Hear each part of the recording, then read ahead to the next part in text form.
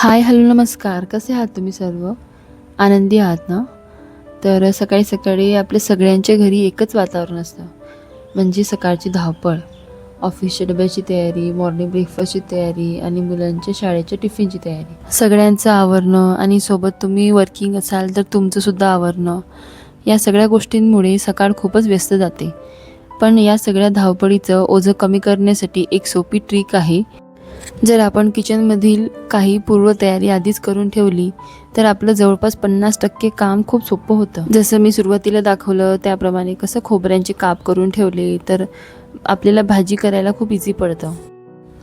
कारण आपल्याला भाजी बनवताना खोबरं हे नेहमीच लागत असतं. त्यासाठी मी जेव्हा असं खोबरं घेऊन येते ना तर तेव्हाच त्याचे छोटे छोटे काप करून घेत असते. त्यामुळे गरजेनुसार ते वापरणं खूप सोपं होतं. तुम्ही खोबरं किसणीने सुद्धा किसून घेऊ शकता, ते तितकंच उपयोगी पडतं. मी मात्र चाकूने असे बारीक काप करून घेत असते आणि ते फ्रीजमध्ये स्टोअर करून ठेवून देते. आणि सोबतच असे मी शेंगदाणे सुद्धा भाजून घेत असते. त्यामुळे शेंगदाण्यांना असा ओलसरपणा राहत नाही आणि जास्त दिवस चांगले टिकून राहतात. आपण प्रत्येक अशा खूप साऱ्या भाज्या असतात ज्यामध्ये आपण शेंगदाण्याचं असं पावडर असं आवर्जून वापरतो. त्यामुळे आधी जर शेंगदाणे भाजून ते असे पूर्णपणे थंड करून थोडंसं मिक्सरमध्ये असं जाडसर पावडर करून घेतलं तर ते भाजी करायला खूप इझी पडतं आणि फ्रीजमध्ये देखील स्टोअर करून ठेवून दिलं तर ते एकदम फ्रेश राहतं. असं करून ठेवलं की जेव्हा कुठलीही भाजी बनवायची असली तर शेंगदाण्याचं पावडर अगदी तयार असतं. त्यामुळे वेळसुद्धा वाचतो आणि स्वयंपाकही पटकन होतो.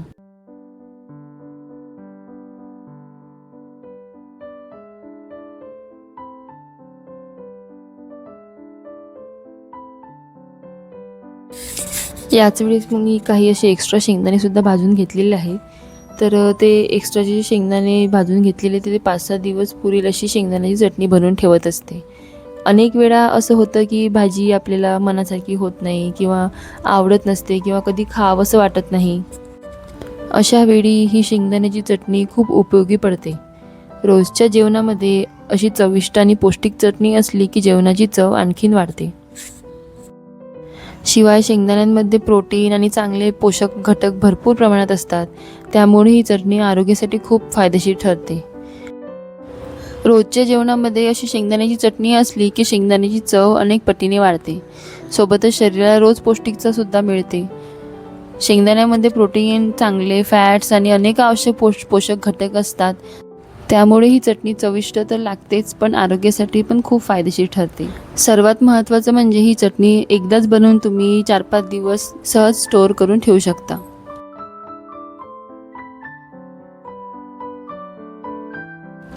आठवड्याभराची भाजी तर आपण एकदाच घेऊन येत असतो.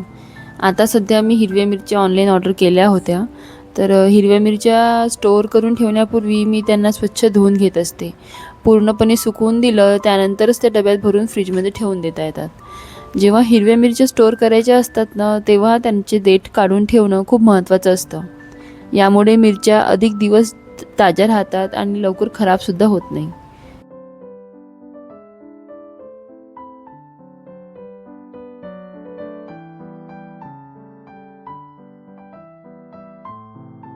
मी भाजीपाला स्टोअर करण्यासाठी असे फ्रीजचे हे कंटेनर्स यूज करत असते.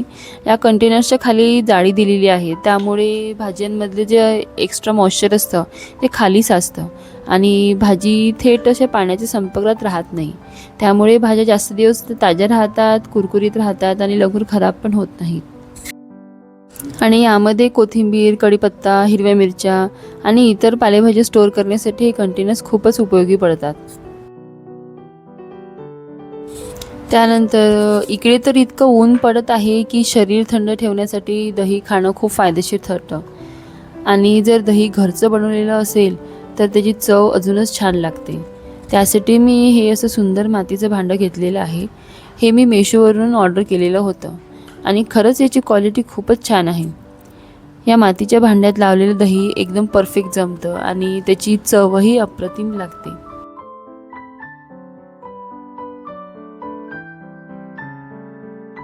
मी दही लावल्यानंतर हे भांडं ना रात्रभराचं ओव्हनमध्ये ठेवून देते. म्हणजे ओव्हन बंद असतो कारण ते तिथे उबदार जागा म्हणून असं यूज करते. आणि सकाळी तयार झालेलं दही हे फ्रीजमध्ये ठेवून देते. त्यामुळे दही जास्त आंबट पण होत नाही आणि बराच वेळ ताजं राहतं. त्यानंतर रस्सा भाजी पटकन बनवता यावी म्हणून मी एक असं खास वाटण तयार करून ठेवत असते.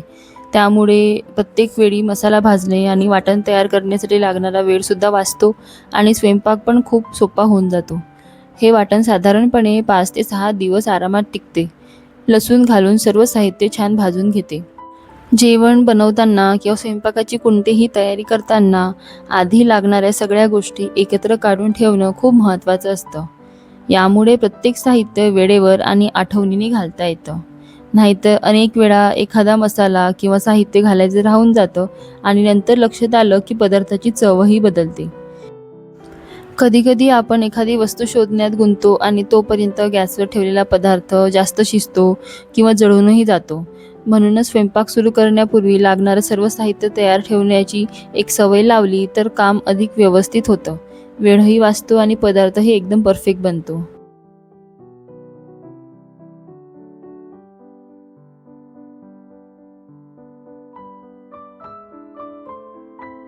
कांदा छान सोनेरी रंगावर परतून घेतला. सगळं मिश्रण छान भाजून झाल्यावर ते थोडं थंड होऊ द्यायचं. त्यानंतर मिक्सरच्या भांड्यात काढून त्यामध्ये कोथिंबीर आणि आल्याचे तुकडे घालते. यामध्ये थोडंसं तेल आणि मीठ घालून अगदी बारीक वाटून घ्यायचं. मीठ घातल्यामुळे हे वाटण लवकर खराबही होत नाही आणि जास्त दिवस ताजं पण राहतं. हे तयार वाटण तुम्ही कोणत्याही एअरटाईट कंटेनरमध्ये भरून फ्रीजमध्ये 5 ते 6 दिवस सहजच स्टोअर करून ठेवू शकता. हे वाटण वापरून तुम्ही अनेक प्रकारचे चविष्ट रस्साभाज्या अगदी काही मिनिटातच बनवू शकता. विशेष म्हणजे याच वाटणापासून तुम्ही अगदी वऱ्हाडी स्टाईल, झणझणीत आणि चविष्ट भाज्याही तयार करू शकता. ज्या भाज्यांमध्ये टोमॅटोची चव छान लागते त्यामध्ये तुम्ही या वाटणासोबत टोमॅटो प्युरीही ॲड करू शकता. यामुळे रस्सा अधिकच रंगतदार, घट्ट आणि चविष्ट होतो. एकदा हे वाटण तयार करून ठेवलं की वांगी, बटाटा, मटर, फुलगोबी, शेवभाजी अशा अनेक भाज्या अगदी झटपट बनवता येतात. अशा प्रकारे थोडीशी पूर्वतयारी करून ठेवल्यास रोजच्या स्वयंपाकातील बराच वेळ वाचतो. आठवड्याच्या तयारीमध्ये मी नेहमीच स्प्राउट्स बनवायला ठेवते. कारण स्प्राउट्स आपल्या शरीरासाठी खूप महत्त्वाचे आणि पौष्टिक असतात. त्यामुळे भरपूर प्रोटीन, फायबर्स, विटॅमिन्स आणि मिनरल्स असतात, जे आपल्या शरीराला आवश्यक पोषण देतात. नियमितपणे स्प्राउट्स खाल्ल्याने पचन सुधारते, ऊर्जा मिळते आणि एकूणच आरोग्य देखील चांगलं राहतं. म्हणूनच मी वीकली प्लॅनिंगमध्ये स्प्राउट्सला नक्की महत्त्व देते. म्हणजे जेणेकरून कसं घरातील सगळ्यांना पौष्टिक आणि हेल्दी नाश्ता सहजच देता येतो. या सर्वांतलं सगळ्यात बोरिंग काम म्हणजे लसूण सोलून ठेवणं.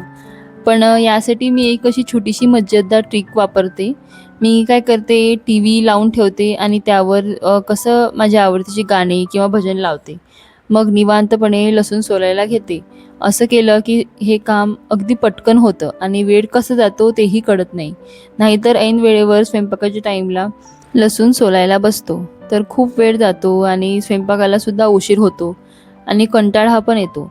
त्यापेक्षा अशी आधीच तयारी करून ठेवली की काम सोपं होतं आणि स्वयंपाकही झटपट होतो.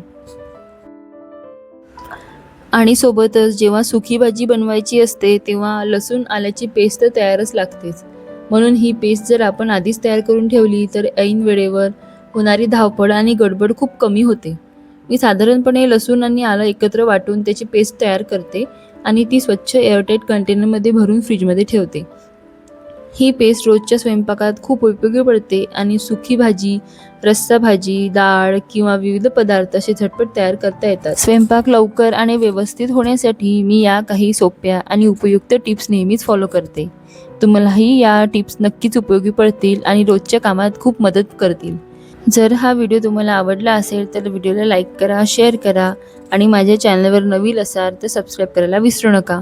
पुन्हा भेटूया अशाच नवीन आणि उपयोगी व्हिडिओमध्ये. तोपर्यंत स्वतःची आणि आपल्या कुटुंबाची काळजी घ्या. बाय.